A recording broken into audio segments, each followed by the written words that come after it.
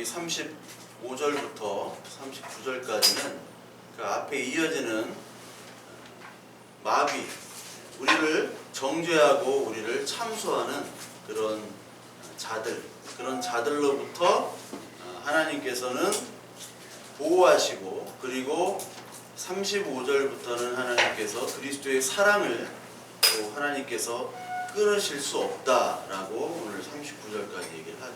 그래서 오늘 얘기하는 35절부터는 하나님의 사랑을 그 누구도 우리로부터 뺏어갈 수 없다, 끊을 수 없다라고 말을 하고 있습니다. 그래서 우리 사랑이라는 단어를 우리 참 많이 쓰는데, 인간의 사랑은 어떻게 보면 감각적이죠. 그리고 그거를 좀 보완한다고 해서 사랑이 어떤 의지다라고 얘기를 하기도 하는데, 그것도 다 온전한 설명이 아닙니다. 예전에 한번 얘기했듯이 강신주라는 철학자가 삼성전자 세미나 가가지고 강의를 했었는데, 그때 삼성전자 직원들한테 여러분들 아내분들이 여러분들을 사랑하십니까? 라고 하니까 다 예라고 그러더라고요. 그래서 강신주가 다시 한번 여러분들이 직장에서 잘려도 여러분 아내들이 여러분들을 사랑하실까요? 하니까 아무도 대답을 안 하더라고요. 그러니까 인간의 사랑의 기준이 바로 자기의 어떤 행복과 자기의 가치들을 충족해주는 그런 조건 하에서 사랑이 이루어진다고 많은 사람들이 생각하는 거예요. 왜 내가 직장에 삼성전자에서 억대 연봉을 받으면 아내가 당연히 사랑해 주겠죠. 사랑하는 척이라도 하겠죠. 그런데 직장에 잘리면 아내를 사랑해 줄까요? 하니까 아무도 대답을 안 한다는 거예요. 그게 인간의 사랑의 한계라는 거예요. 부모 자식 간의 사랑의 한계도 마찬가지입니다. 그러니까 사랑이라는 단어는 하나님께만 쓸 수 있는 단어예요. 사랑은 하나님의 실체고 하나님께서 보여주시는 것만이 사랑이에요. 그래서 하나님이 말씀하시고 하나님이 보여주신 이 사랑을 사실 우리는 헤아리기가 어렵습니다. 왜? 인간의 감정과 인간의 의지와 인간의 모습 속에서 보이지 않는 하나님을 사랑하고 그리고 그 사랑을 느낀다는 것은 거의 불가능해요. 근데 오늘 성경에서는 하나님의 사랑을 어떻게 표현하느냐, 그 위에 있는 거예요. 그 위에 우리 8장, 로마서 8장 33절 우리 보시면, 누가 능히 하나님께서 택하신 자들을 고발하리요, 의롭다 하신 이는 하나님이시니, 이렇게 나오죠. 그리고 또 그 위에 자기 아들을 아끼지 아니하시고 우리 모든 사람을 위하여 내주시니가 어찌 그 아들과 함께 모든 것을 우리에게 주시지 아니하겠느냐. 그리고 30절에는 미리 정하신 그들을 또한 부르시고 부르신 그들을 또한 의롭다 하시고 의롭다 하신 그들을 또한 영화롭게 하셨느니라. 그러니까 하나님께서 택하고 부르시고 영화롭게 만드시고 하나님의 자녀로 불러서 만들어가는 것, 그것을 하나님이 우리를 사랑하신다고 성경은 얘기하고 있어요. 그러니까 우리를 택하셨다, 그리고 우리를 영화롭게 하셨다, 의롭게 하셨다, 이 말을 하나님의 사랑이라고 얘기를 하시는데, 그렇다면 그 하나님의 사랑이 우리가 문득 받아들여지질 않죠. 하나님의 사랑이 과연 어떤 것인가? 근데 하나님의 사랑이 가입하는 것은요, 여러분, 하나님께서 저와 여러분들에게 말씀을 들려주시게 되는 거예요. 말씀을. 누군가를 사랑하면 그것을 표현을 하죠. 그리고 말을 한단 말이에요. 사랑하는 사람, 그리고 사랑하는 자녀들에게 표현을 합니다. 나는 이러이러한 사람이야. 난 이렇게 너를 사랑해. 라고 표현을 해주듯이 하나님께서 우리에게 말씀을 주시는 것으로 사랑을 표현해 주세요. 그래서 요한복음 1장 14절에 보면 태초에 말씀이 있었다 라고 얘기하시죠. 말씀. 태초에 말씀이 있었고 그리고 생명과 빛이 있었는데 그것을 깨닫지 못했다고 얘기합니다.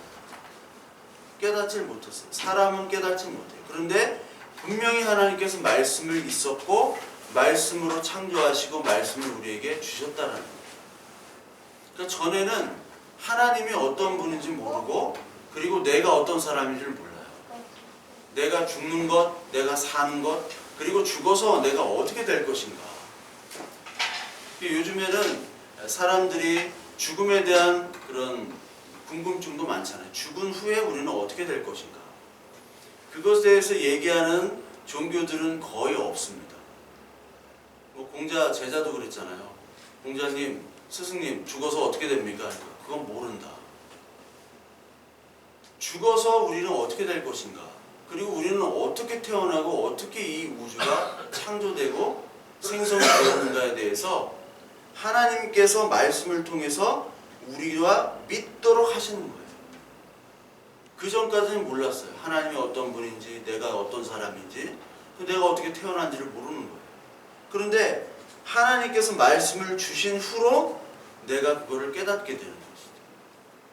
그러니까 하나님의 사랑을 받은 사람과 받지 못한 사람의 차이는 하나님의 사랑이 가입될 때 하나님께서 말씀을 주신 이 말씀이 들려지는 사람이에요. 여러분 오늘도 예배를 하지만 말씀이 들려지는 사람과 말씀이 들려지지 않는 사람이 있어요. 말씀이 들려지지 않는 사람은요, 하나님에 대한 사랑을 알 수가 없습니다. 반대로 말해서 하나님이 나를 사랑하고 계신다는 것을 아는 사람은 하나님의 말씀이 들려지게 되어 있어요. 왜? 그것이 양식이기 때문에. 그것이 나를 유지하는 유일한 에너지이기 때문에. 그래서 하나님께서 사랑하시는 자에게만 하나님께서 말씀을 들려주십니다. 그 교회 예배를 드려도 하나님의 말씀이 없는 사람은 하나님이 이 온 우주를 창조하시고 그리고 나를 이렇게 인도해 주시는 그 섭리를 말씀을 통해서 발견할 수가 없습니다. 없어요. 그래서 우리에게 가장 중요한 것은 하나님께서 주시는 이 말씀이 깨달아지고 이해되어지고 그 성령 하나님께서 하시는 거죠. 그때 하나님이 나를 사랑하고 계시구나. 그걸 알게 돼요. 그리고 하나님의 사랑을 느끼는 자는 이 말씀에 대해서 갈급해지고요. 하나님의 말씀을 듣길 원하고 그리고 공부하길 원하고 듣길 원합니다. 그래서 하나님의 말씀을 듣고 배우고 읽을 때 그때 병이 낫고요. 마음의 병, 육신의 병이 치료되는 경험들을 하는 사람들도 많아요. 왜? 인간이 할 수 없는 그러한 일들, 인간이 고칠 수 없는 병, 마음의 병들이 하나님의 말씀으로 고쳐져요. 아, 정말 하나님의 말씀은 능력이 있구나. 하나님은 나에게 말씀을 깨닫게 하심으로 말미암아 나를 치유하시는 분이시구나. 그걸 깨닫게 되는 거예요. 저와 여러분들에게도 마찬가지입니다. 하나님께서 저와 여러분들을 불러주셨어요. 이미. 어떤 하나님의 사랑을 느끼고 못 느끼고의 차이는 있겠지만 하나님이 이미 불러주셨습니다. 그리고 의롭다고 하나님이 해주셨어요. 그 다음 오늘 하나님의 말씀이 이 오늘 설교하는 말씀이 아니라 이 창세기부터 계시록까지 나온 이 하나님의 모든 말씀 가운데 하나님의 사랑이 저와 여러분들에게 느껴져야 돼요. 그리고 들려질 때 하나님의 사랑이 가입이 되는 겁니다. 그리고 하나님께서 우리에게 말씀을 주시는 그 사랑을 주시면 반드시 우리를 아들 삼게 만드시고 아들 삼으로 말미암아 우리를 간섭하시고 인도하시고 우리에게 위로도 주시며 기쁨도 주시지만 우리를 때로는 징계케 하시고 그리고 책망하기도 하시는 분이라는 것을 깨닫게 됩니다. 그래서 여러분 로마서 8장 30절에 미리 정하신 그들을 또한 부르시고 부르신 그들을 또한 의롭다 하시고 의롭다 하신 그들을 또한 영화롭게 하셨느니라. 이게 하나님의 사랑인데 이 하나님의 사랑이 이사야서에도 이미 나오고 있어요. 이사야서 43장 1절부터 3절까지 보면요. 야곱아 너를 창조하신 여호와께서 지금 말씀하시느니라. 이스라엘아 너를 지으신 이가 말씀하시느니라. 너는 두려워하지 말라. 내가 너를 구속하였고 내가 너를 지명하여 불렀나니 너는 내 것이라. 내가 물 가운데로 지날 때 내가 너와 함께 할 것이라. 강을 건널 때 물이 너를 침몰하지 못할 것이며 내가 불 가운데로 지날 때 타지도 아니할 것이요 불꽃이 너를 사르지도 못하리니 대저 나는 여호와 내 하나님이요 이스라엘의 거룩한 이요 내 구원자임이라. 내가 애굽을 너의 속량물로 구스와 스바를 너를 대신하여 주었노라. 지명하여 너를 불렀다. 구속했다. 그리고 너를 지켜주겠다. 불꽃도 너를 사르지 못하도록 내가 만들어주겠다. 이게 바로 오늘 로마서 8장 30절의 말씀이 이사야서 43장에 그대로 나오고 있어요. 즉 하나님께서 우리를 자녀로 삼으시고 아들로 삼으면요, 그때부터 이제 하나님의 것이 됩니다. 그 전까지는 세상의 것이 됐어요. 세상 것, 세상의 노예로, 세상에 매여서 사는 사람이었는데 이제 하나님에 매여서 하나님의 것이 되어버렸습니다. 그래서 우리의 구원을 어떻게 표현하면 구속이라고 그러잖아요.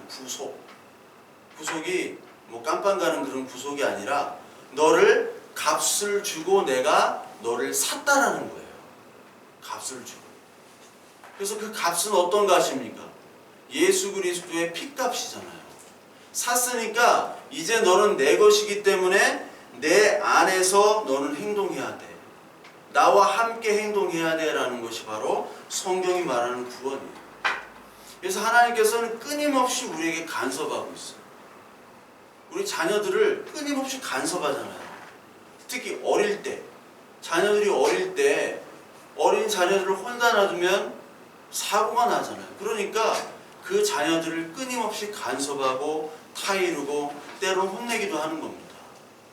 근데 어린아이는 몰라요. 아, 내가 엄마 아빠가 나를 미워하는구나. 거기밖에 생각을 못해요. 내가 원하는 대로만 해주는 부모를 좋아한단 말이에요. 우리가 그 수준이에요. 우리가 하나님을 보는 수준이 그 수준이란 말이에요. 내가 간구해서 기도해서 열심히 노력해서 하나님을 찾으니까 하나님이 이대로 해주는구나. 그 하나님만 우리는 가고 있어요. 그 하나님이 좋은 하나님이고 그런 하나님만이 진짜 하나님이라고 생각하고 있어요. 근데 하나님은요, 성경을 전체를 보세요. 성경을 전체를 보면 아브라함을 부르실 때 어떻게 부릅니까? 아브라함은 그 땅에서, 그 갈대아 우르 땅에서 잘 먹고 잘 살던 사람이었어요. 근데 갑자기 불러서 가나안 땅으로 가래요. 네 본토 친척 아비의 땅을 떠나래요. 자기가 가지고 있는 모든 재산과 안정된 삶을 떠나서 아무도 모르는 가나안 땅. 지금이야 뭐 어디 나라를 가든 상관이 없지만 땅을 떠난다는 것은 안전이 보장되지 않는 겁니다. 그 당시에 무슨 법이 있어요? 여러분 서부 영화 보면 서부개척시대 법이 있습니까? 무법이잖아요. 여러분 여기 1980년도 70년도만 해도 우리나라 무법이었어요. 그때 1990년도에 범죄와 전쟁을 노태우 대통령이 얘기했는데, 왜냐하면 그때 가장 심한 문제가 인신매매였어요. 봉고차 끌고 다니면서 80년대에 그냥 인신매매해가지고 팔아버리는 거예요. 무법지대였습니다. 그때까지도. 이 당시는 아예 법이 없어요. 그나마 내가 잘 먹고 잘 살던 유지로 있는 그 땅에서 떠나라는 거는 죽으라는 거예요. 저와 여러분들도 잘 먹고 잘 살고 있는데 갑자기 하나님 부르셨죠? 그래서 하나님이 누군지를 알게 하셨어요. 그 다음부터 내가 행동하고 내가 말하고 내가 느끼고 했던 것들이 이제 불편하기 시작합니다. 잘 먹고 잘 살던 사람을 갑자기 불러요. 그래서 이상한 곳으로 데려가게 하는 게 하나님의 인도라고요.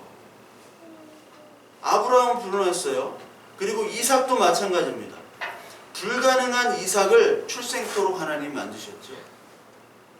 그리고 이삭은 계속해서 양보만 하다가 쫓겨다니다가 그냥 그렇게 살았어요. 근데 부자로는 살았어요. 야곱과 에서를 뱃속에 있을 때 하나님께서 택하셨죠. 로마서 9장에 보면 나와요. 앞으로 설교를 하겠지만 내가 야곱은 사랑했고 에서는 미워했다 라는 말이 말라기서에 나오는 그 말을 로마서 9장에 다시 인용을 하셨는데, 하나님이 미리 택했다라는 거예요. 태어나지도 않았는데 얘를 택했다라는 거예요. 얘는 택하고 얘는 버렸다. 우리가 볼 때는 이거는 하나님의 사랑이 아니지만 하나님은 그렇다라는 거예요. 그리고 이스라엘, 즉 야곱을 야복강에서 환도뼈 장애인으로 만듭니다. 환도뼈를 치셔가지고. 이게 하나님의 사랑이에요? 하나님의 인도인가요? 사람이 볼 땐 그게 인도가 아니에요. 요셉에게 꿈을 주시고 그 다음에 노예로 만들어버려요. 그것도 자기 이복 형제들에게 생매장 당할 뻔한 거 겨우 노예로 팔려가가지고 노예로 살고 억울하게 옥살이를 13년 동안이나 합니다. 결국 총리가 됐죠. 근데 억울한 옥살이를 만들었어요. 하나님의 꿈을 보여주시고. 모세도 마찬가지입니다. 왕자로 살게 한 다음에 살인자가 돼버려요. 그 다음에 선지자가 됩니다. 그 다음에 리더, 그 애굽에서 이스라엘 백성들을 탈출하게 만드는 지도자로 만들어버려요. 이스라엘 백성도 마찬가지입니다. 출애굽 후에 광야 생활을 시작하게 됩니다. 그러니까 구원을 얻은 후에 출애굽한 후에 세례를 받죠. 홍해에서 고린도서 10장에 나오잖아요. 고린도서 10장에 나오는 그 세례 후에 그 이스라엘 백성들은 광야에서 어려움을 겪습니다. 물도 없어요. 먹을 것도 없어요. 뭐만 바라보게 해요? 하나님이 주시는 물과 식량만 바라보도록 하는 게 하나님의 인도였어요. 근데 그 사람들은 하나님이 도대체 어디 있느냐? 왜 우리에게 이렇게 인도했으면 물도 주시고 고기도 주시고 이집트에 있었을 때처럼 잘 먹고 잘 살게 해주시지 않았느냐? 왜 그렇게 해주시지 않느냐? 우리를 죽이려고 출애굽을 시켰느냐? 그렇게 불평불만하죠. 그러니까 하나님께서 계속해서 참견을 하시는 거예요. 우리 인생에. 그러니까 차라리 이럴 거면 하나님 우리를 사랑해 주지 마세요. 저희가 진짜 원하는 건요, 예수 그리스도처럼 그 이적과 기적, 우리가 없을 때 먹여주시고 우리가 병들었을 때 치료해 주시고 거기까지만 해주시고요, 우리를 하나님의 자녀로는 살게 해주지 마세요. 간섭하지 마세요. 여기까지가 우리의 모습이에요. 여기까지가 우리가 원하는 하나님의 사랑 방식이에요. 근데 하나님은요, 우리를 아들 삼은 후로부터는 징계까지 주십니다. 징계. 그래서 하나님을 떠나려고 할 때 우리는 징계를 받아요. 그리고 하나님의 뜻대로 살려고 할 때는 고난을 받습니다. 왜? 세상과 하나님의 뜻은 다르다고 했잖아요. 세상과 하나님의 뜻은 정반대예요. 여러분 히브리서 12장 8절에 보면 징계가 없는 자는 하나님의 친아들이 아니다 라고 얘기를 합니다. 징계.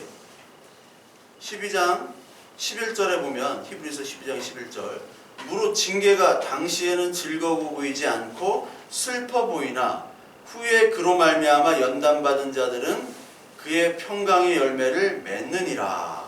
이렇게 얘기해요. 그러니까 징계가 있어야 돼요. 그리고 7절, 8절에 보면 징계는 다 받는 것이거늘 너희에게 없으면 사생자여 친아들이 아니니라. 그러니까 친아들만 징계를 하는 것이지 가짜 아들은 징계를 하지 않아요. 가짜 아들. 그러니까 자기 친아들에게만 징계를 하는 것 여러분 잘 아시잖아요. 끝까지 포기를 못하는 거예요. 얘 그냥 포기하고 싶어도 내 아들이기 때문에 내 딸이기 때문에 포기하지 못하는 방법으로 징계를 주시는 거예요. 신명기 8장 5절에서도 보면 하나님께서 징계하시는 줄 생각하고 라는 말이 있습니다. 하나님께서는 너희들을 이 광야 속에서 징계를 하신다는 것을 너희 생각해라. 왜? 내가 너를 지명하여 구속해서 불렀다. 너는 이제 세상 것이 아니라 내 것이기 때문에. 그래서 내가 원하는 곳으로 막 가려고 하지만 하나님께서 내가 원하지 않는 곳으로 띠띠우게 가신다는 것이 바로 요한복음 21장에 나온 베드로에게 하신 말이잖아요. 베드로가 하나님 예수 그리스도께 주님이 내가 주님을 사랑하는 줄을 압니다 라고 하니까 네가 나를 정말 사랑하냐 3번 물으시죠.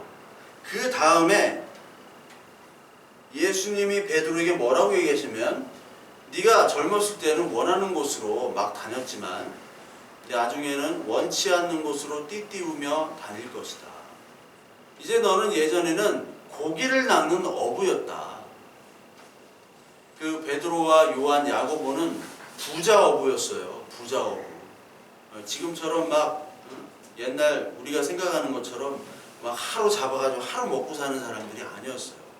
그들이 거느리는 일꾼도 있었어요. 일꾼도 있었고 부자 어부였습니다. 그러니까 돈을 많이 벌었겠죠. 돈을 버니까 거기서 만족했던 사람이었어요. 더 이상 만족할 게 없어요. 저와 여러분들이 지금 생활에 만족하고 있다면 조금 위험한 거예요. 아, 나는 정말 만족해. 이 생활에 너무너무 만족해. 더 행복할 수가 없어. 근데 그 사람 낚는 어부를 하나님이 끌어다가, 아니 고기 낚는 어부를 사람 낚는 어부로 만들었어요. 그 다음부터는 이제 베드로에게 고난과 시련이 오는 거예요. 예수 그리스도도 마찬가지로 고난과 시련의 잔을 받지 않으려고 했죠. 겟세마네 때 기도를 하셨잖아요. 이 고난의 잔을 나에게로부터 걷어주세요. 그러나 내 뜻대로 마시고 주 뜻대로 하옵소서. 그게 믿음의 고백이에요. 그러니까 하나님께서 사랑하는 아들을 반드시 징계하신다. 반드시. 그런데 징계만 하면 우리는 죽어요. 왜? 우리는 믿음이 없고 연약하기 때문에. 반드시 하나님께서 위로를 주시는데 하나님의 위로는 고난 중에서도 주시는 이 위로는 하나님께서 하나님만 바라보도록 하나님이 나를 사랑하고 계신다는 그 사랑을 증명하고 우리에게 알도록 위로를 주십니다. 그래서 고린도서 1장 4절부터 9절까지 보면 바울이 고백을 합니다. 우리의 모든 환난 중에 우리를 위로하사 우리로 하여금 하나님께 받은 위로로서 모든 환난 중에 있는 자들을 능히 위로하게 하시는 이르시도다. 그리스도의 고난이 우리에게 넘친 것 같이 우리가 받는 위로도 그리스도로 말미암아 넘치는도다. 그러니까 고난이 있는 가운데 하나님의 환난이 있는 가운데 하나님의 위로가 같이 있다. 그러면서 우리가 환난을 당한 것도 너희 위로와 구원을 받게 하려는 것이요 우리가 위로를 받는 것도 너희가 위로를 받게 하려는 것이니 이 위로가 너희 속에 역사하여 우리가 받는 것 같은 고난을 너희도 견디게 하느니라. 우리가 수술을 할 때 메스를 대면 우리가 아프잖아요. 저도 예전에 군대에 있을 때 머리가 한번 찢어진 적이 있어요. 철조망에 이렇게 머리가 이렇게 닿아가지고 찢어졌는데 어디 저기 의무대 좀 윗부대 의무대 가는데 마침 마취약이 없어요. 마취약이. 그래서 그냥 꾸매라고 그랬어요. 한 10반을 꾸몄어요. 그냥. 네. 10반을 꾸몄는데 막 다들 부러워하더라고. 그때 제가 일병인가 그랬는데 다들 부러워하는 이유는 야, 너 대가리 안 박잖아 이제. 머리가 이렇게 찢어져가지고 항상 이제 막 취침 전에 막 머리 박고 맞고 그랬거든요. 우리 때만 해도. 구타가 일상이었어요. 구타가 일상이었기 때문에 밤에 취침 전에 이제 맞아야지 잠이 와. 그 정도야. 맞고 막 머리 맞고 해야 되는데 머리가 찢어졌으니까 머리 박는 건 이제 열해. 맞긴 해. 근데 열해 돼가지고 하여튼 그랬어요. 이등병 처음 왔는데 막 그때 정글도 있지. 정글도 내용안에서 정글도를 막 갈더라고 누가. 그래서 한 명이 주면 정글도를 면도를 내 막 내용안에. 하여튼 그런 부대에 가서 나는 하여튼 이상한 부대 가가지고 머리도 빠지고 하여튼 안 좋은 기억인데 그게 다 하나님의 어떻게 보면 인도였어요. 인도. 내가 머리가 하나도 안 빠지니까 하나님 빼서라도 나를 연약하게 만드시는 하나님의 사랑이었어요. 그게. 하나님이 고난을 주시지만 그 속에 말씀을 주셔서 우리에게 위로를 하시는 거예요. 그런데 오늘 고린도후서 1장 9절에 보면 우리 자신이 사형 선고를 받은 줄 알았으니 이는 우리로 자기를 의지하지 말고 오직 죽은 자를 다시 살리시는 하나님만 의지하게 하심이라. 그러니까 하나님께서 왜 우리를 이렇게 고난과 환난 역경 속에 두시냐면 오직 하나님만 바라보게 하도록 하기 위한 하나님의 특별 섭리라는 거예요. 하나님만 의지하도록. 그래서 우리 찬양에도 약할 때 강함 되신 주 있죠? 우리가 약해져야지만 하나님을 의지할 수 있고 하나님이 일을 하시는 거예요. 아니 내가 힘 있으면 내가 다 하죠. 내가 돈 있고 빽 있으면 내가 다 할 수 있잖아요. 기도 안 한다고요. 우리 아들, 우리 딸 살려주세요. 우리 아내 살려주세요. 우리 남편 살려주세요. 그렇게 안 한단 말이에요. 돈 있는데 야 한번 알아봐. 빽 있는데 야 한번 알아봐 좀. 뭐 살릴 수 있는 방법 없나. 자기 힘으로 열심히 한 다음 그 다음에 아 내가 역시 이렇게 열심히 하고 내가 돈도 많고 힘이 있으니까 내가 하는 거지. 역시 힘이 최고야. 그렇게 한단 말이에요. 하나님만 의지하도록 하는 것이 바로 하나님만 보게 하는 거예요. 그래서 여러분 신명기 11장 9절부터 15절까지 보면 그 모세가 그 설교를 하는 거죠. 신명기가. 그러면서 애굽에 있을 때는 너희들이 농사 짓고 열심히 그냥 일하면 추수를 다 거둘 수 있는 그런 곳이지만 가나안 땅에 가면은 그 땅은 애굽 땅과 다른 땅이라고 얘기해요.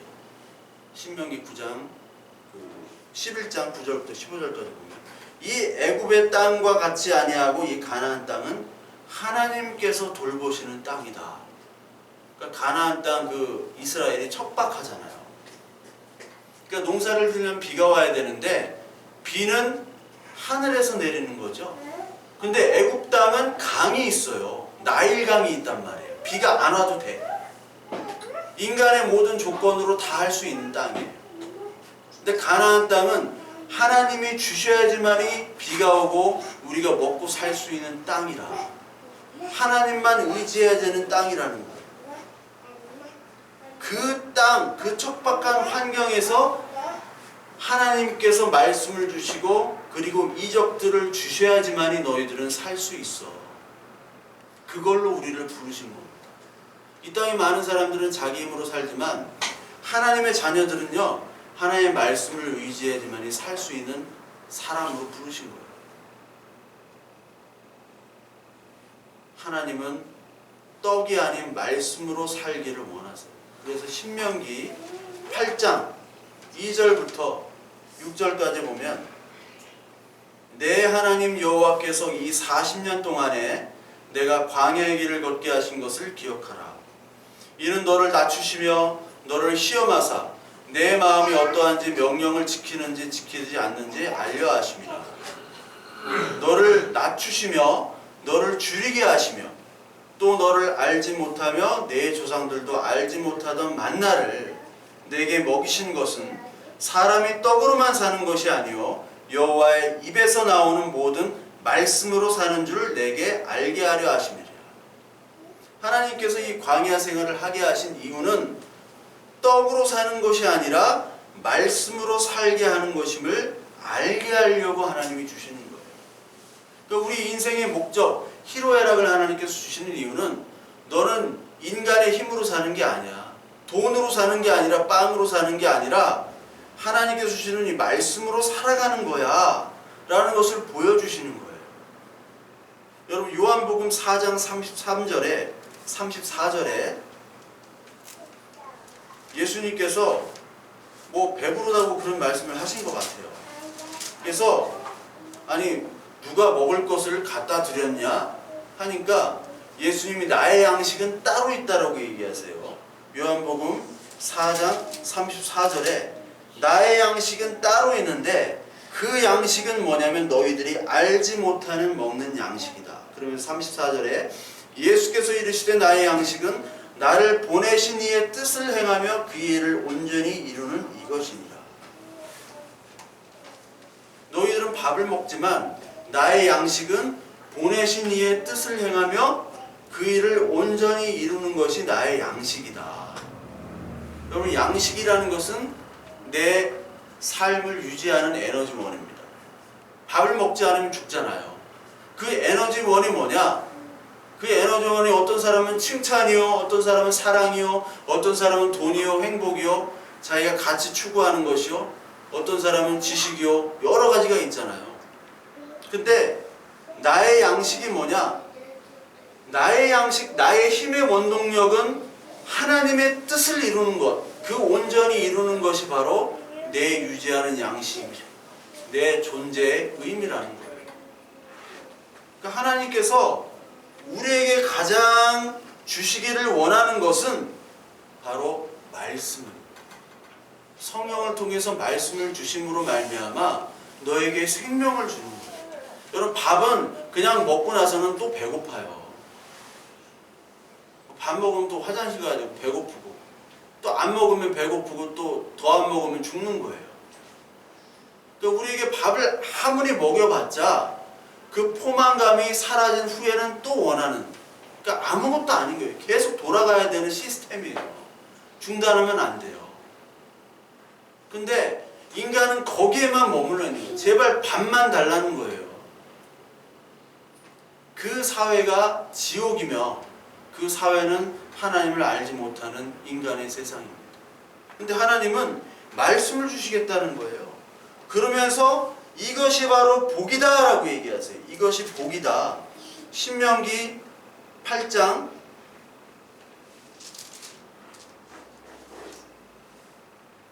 15절부터 18절이 너를 낮추시고 너를 하나님만 의지하도록 하는 것이 바로 복이다 라고 얘기를 하세요.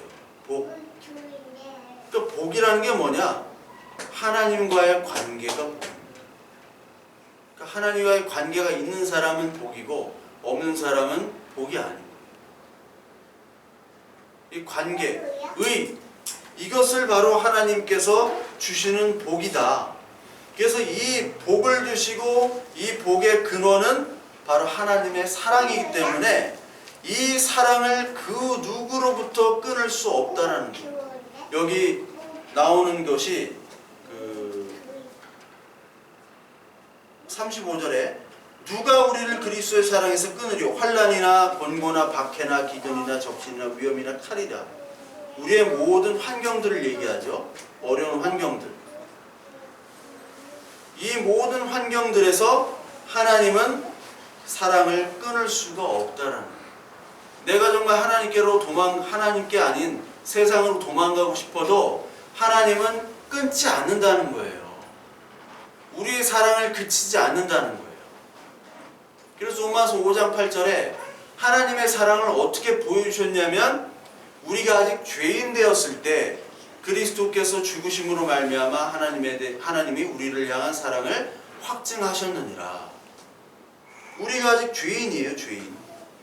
성경 전체는 바로 하나님이 우리를 부르시고 우리에게 말씀을 주시고 징계하시고 또한 위로하시는 과정들이 창세기부터 계시록까지 다 나와 있는 이 과정들이, 이것이 보여질 때 이것에 감사하고 아멘하는 사람은 복이 있는 사람이고 하나님이 그들을 사랑하시는 사람이고, 그리고 그 사람들은 하나님의 사랑을 고백할 수밖에 없는 사람입니다.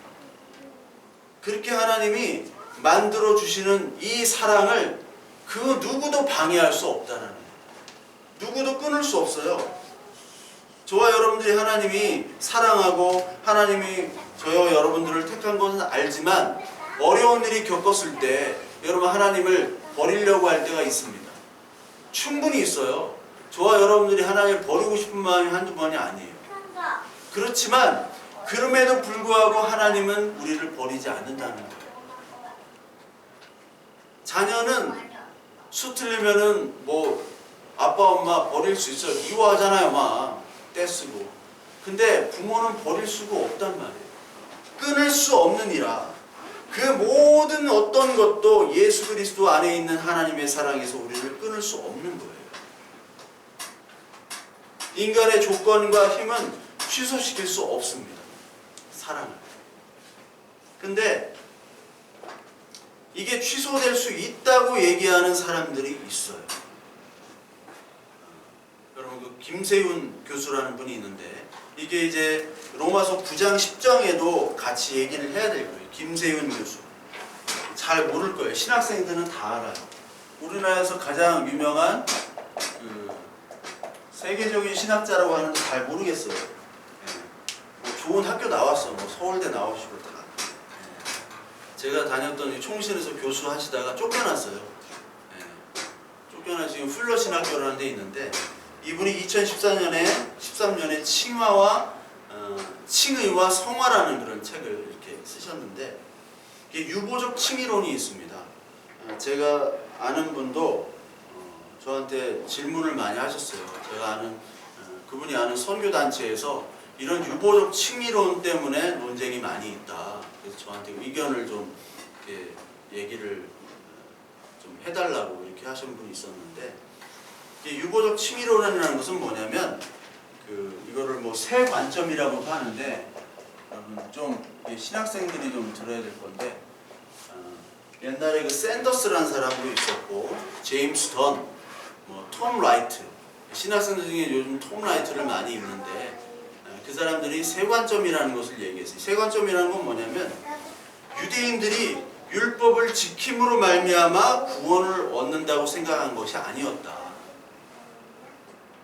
하나님께서 이 유대인들에게 율법을 주신 것은 하나님이 언약 백성 신분을 유지하도록 하기 위한 도구였다라고 살짝 돌려서 얘기를 해요. 그러니까 이게 어떤 것까지 가냐면 선행, 내 선행이라는 게 있어야지 하나님이 우리를 사랑하시고 그리고 칭의와 구원까지 연결된다. 그리고 유보적 칭의라는 것은 유보적 칭의론이라는 것은 하나님이 나를 의롭게 하신다는 것은 하나님의 그 종말 때까지 우리가 유보된다. 그러니까 내가 하나님의 자녀인지 아닌지는 끝까지 가봐야 된다. 이런 말을 했어요. 그러면서 구원에서도 탈락될 수 있다. 나의 선행과 나의 그 율법 지킴으로 말미암아 탈락될 수도 있다라고 이 김세윤 교수와 톰 라이트나 샌더스 이렇게 얘기를 했어요. 그러니까 현대 신학이라는 것은 계속해서 신학적인 의견을 내려면요 더 낼 게 없어요. 사실 더 낼 게 없기 때문에 철학을 들여와가지고 신학에다 붙여서 살짝 말을 돌려서 얘기합니다. 모든 현대 신학자들이 다 그렇게 얘기를 해요. 김세윤이라는 분이 되게 뛰어난 신학자고 그 외국에서도 세계적인 신학자로 유명한 유일한 우리나라의 신학자라고 할 수 있는데 이상한 말을 한 거예요. 구원이라는 것, 하나님의 오늘 여기에서 사랑, 이 하나님의 사랑을 어떤 것도 끊을 수 없는데 하나님의 사랑을 받으려면 내가 성화가 되어야 된다. 즉 성화 없는 구원과 칭의는 없다라는 데까지 가는 거예요. 로마 캐톨릭처럼. 이 김세윤 교수라는 분이 왜 이렇게 얘기했냐면 한국 교회가 너무너무나 타락했기 때문에 그 방편으로 얘기하신 건 알아요. 한국 교회가. 신학교와 한국 교회가 너무 타락해서 신앙도 없고 하나님의 말씀도 없고 무조건 잘 먹고 잘 살고 수단과 방법을 가리지 않고 그 자리를 차지하고 돈을 벌고 교회를 건축하고 세우면 그게 하나님의 뜻인 줄 알고 생각하는 거예요. 이 김세윤이라는 분이 분노를 한 거예요. 사실. 그리고 서구의 많은 신학자들이나 목사님들이 한국 교회는 제가 말씀드렸잖아요. 거의 대부분이 신앙에서 떠난 이단으로 본다고. 대부분. 그 복음적인 보수적인 그 목사님들, 신학자들. 그러니까 이 한국 교회를 비판하기 위해서 이렇게 하신 거는 좋은데 이거 자체가 구원과 칭의까지 우리의 행위로 말미암아 바뀌어진다라는 그런 것까지 간다는 것은 오류가 있는 것이죠. 아니 잘못된 것이죠. 하나님의 사랑으로 하나님께서 하시는 거예요. 끊을 수 없는 그 사랑으로. 그게 히브리서에 나오잖아요. 믿음으로 하는 거예요. 하나님 믿음으로. 히브리서 11장에 보면은 믿음장이 하나님께서 하셨다라는 거예요. 여기 믿음장이 있는데 그 사람들이 잘못 아는 게 이게 모세의 믿음, 에녹의 믿음, 아브라함의 믿음, 이런 믿음으로 다 살았다. 이 사람들을 본받자라는 본문이 아니에요. 이게 여기 있는 모든 사람들을 보세요. 에녹이 믿음이 있었습니까? 노아가 믿음이 있었어요? 은혜로 구원받은 자지. 아브라함 부인 팔아먹은 사람. 모세가 무슨 믿음이 있었어요? 믿음이 없었단 말이에요. 믿음이 없는 자를 나열한 다음에 하나님께서 하셨다라는 것을 보여주는 거예요. 그 믿음이란 주체는 예수 그리스도예요. 믿음이 다 없는 사람들이에요. 저와 여러분들도 마찬가지지만 저와 여러분들이 믿음이 있어가지고 믿게 됐습니까? 하나님을 언제 찾았습니까? 찾질 않았단 말이에요. 근데 어떻게 하다 보니까 여기까지 왔어. 그게 하나님의 은혜예요. 우리가 언제 사랑을 했어요? 하나님은 우리를 사랑해 주셔가지고 그 하나님의 열심으로 우리에게 온 거예요. 질투하시는 하나님이라고 들어보셨죠? 질투하시는. 하나님이 무슨 질투를 하세요? 하나님 질투하시는 게 아니라 하나님의 열심, 하나님의 사랑이에요. 하나님의 사랑으로 우리에게 하나님 나만 바라보도록 우리를 인도하시는 거예요. 그게 질투하시는 하나님. 이게 믿음장이란 말이에요. 믿음장. 여기 야곱도 나오잖아요. 야곱, 이스라엘. 야곱이 이스라엘로 바뀌죠.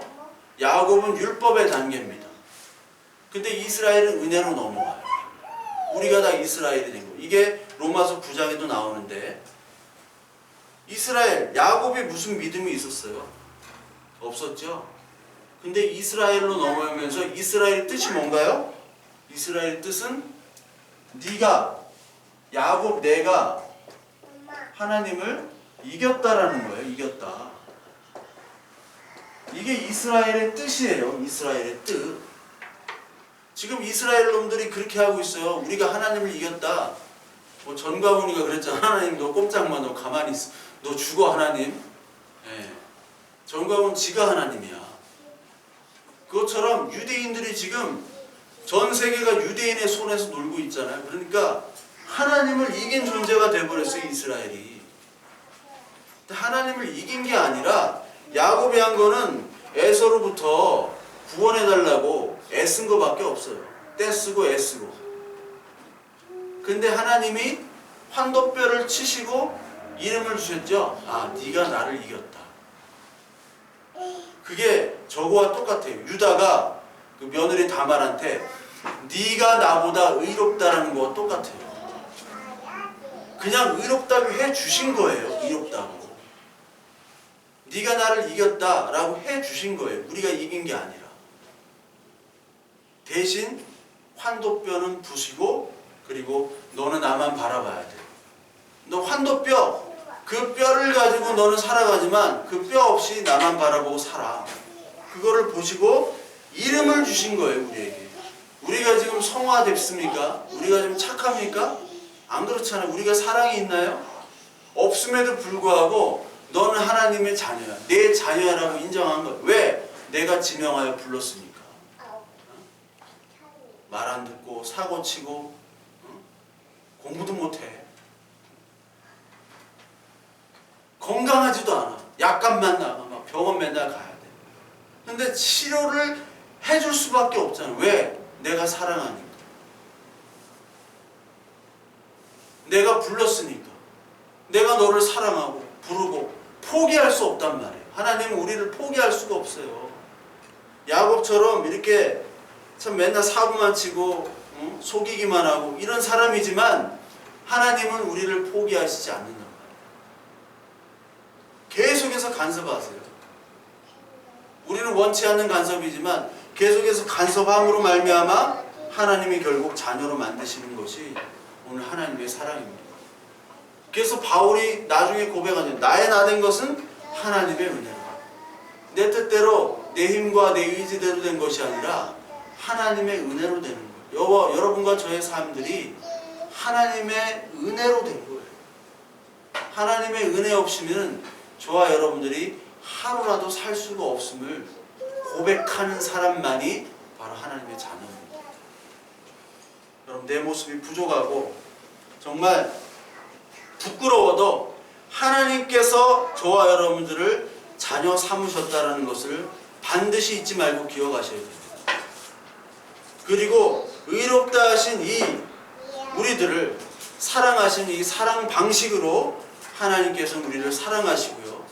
그 사랑을 그 어느 누구도 어느 힘도 끊을 수 없음을 여러분들 기억하시고 오늘도 하나님의 사랑 앞에서 감사하시면서 또 하나님의 말씀을 주시고 우리에게 의롭다 하시고 우리를 부르시고 우리를 영화롭게 하시는 그 하나님의 섭리들을 인도하심을 기대하시는 저와 여러분들 되길 바랍니다.